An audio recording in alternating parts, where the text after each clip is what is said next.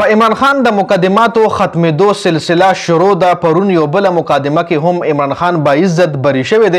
عدت نکاح کیس کې هم عمران خان ډیر وخت دپاره په جیل کې ساتل ناممکن شوي دي، چونکې د عمران خان مخالفینو دا سوچ چې مونږ عمران خان په عدت نکاح کیس کې ډیر ټایم دپاره په جیل کې وساتو. خو عدت نکاح کیس کې اسلام آباد های کورټ یو غټ حکم جاری کړی دی چې په هغې هم تفصیلا خبره کوو. اسلام آباد کې د پی ټی آی مرکزی دفتر عدالتي حکم نه پس سی ډي اے دوباره کولاو کړی دی. مولانا فضل الرحمن صاحب شهباز شریف سره کم مقصد د لپاره ملاقات شوی دی. سایفر کیس کې په عمران خان او شاه محمود قریشي چې کومه فیصله جاری شوی و اسلام آباد های کورټ د طرفي هغه فیصله اوس اف ای اے سپریم کورټ کې چیلنج کړی ده.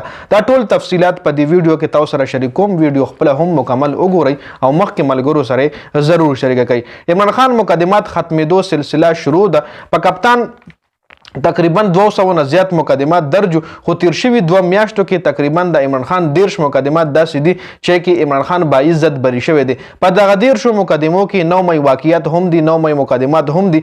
آزادی مارچ حواله سره مقدمات، لانګ مارچ حواله سره مقدمات، دفعه 144 خلاف ورزي حواله سره مقدمات چې هغه عمران خان نه لری شوی دي. هغه کې عمران خان باعزت بری شوی دی.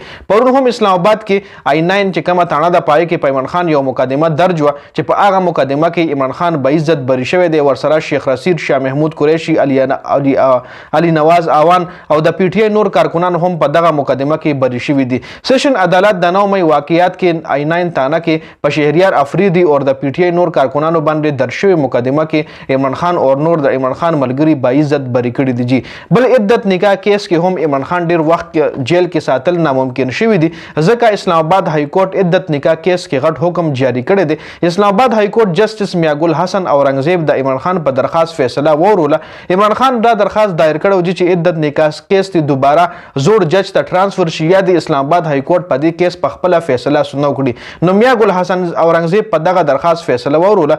عدت نکاح کیس کې اسلام آباد های کورټ ایډیشنل سیشن جج فضل افضل ته عمران خان او بشابی په درخواست د 10 ورځو کې فیصله کولو حکم جاری کړی دی. لکه مطلب اوس های کورټ چې کوم دی سیشن جج له دا حکم جاری کو چې په عدت نکاح کیس کې 10 ورځو کې فیصله زر تر زر جاری کا. یعنی عمران خان ضمانت د بشابی بی ضمانت تقریبا 10 ورځو کې پاسبل شوی دی. 10 ورځو کې کېدای شي عمران خان او بشابی بی عدت نکاح کیس ختم شي. عدت نکاح کیس ختمېدو نه پس بشابی بی ته به رهایی ملاویږي او په عمران خان باندې نور کیسونه هم کېدای شي جوړ شي یا نورو کیسونو کې پاغه باندې مطلب دا غره هایلا ممکن نه ده.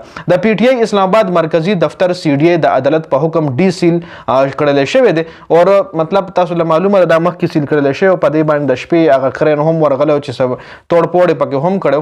خو هغه اوس دوباره د عدالت په حکم باندې کولاو شوی دی او قبضه واپس پی ټی آی ته ورکړی دا. خو دفتر نه ولا بجلی کټ کړی دا او د پی ټی آی وکیل شعیب شاهین ویلي دی چې په موږ د بجلی هیڅ قسم بقایاجات نشته دی او نه موږ تاسو نوټس د وابډي د طرف د بجلی ډپارټمنټ د طرف راکړل شوی دی او بیا هم زمونږ بجلی کټ کړی دی. جی مولانا فضل الرحمن صاحب شهباز شریف سره ملاقات کړی دی. شهباز شریف د مولانا فضل الرحمن صاحب رهاشګاه ته تللی دی او حالت مولانا سره سیاسي مسایل حل کولو د لپاره ملاقات کړی دی.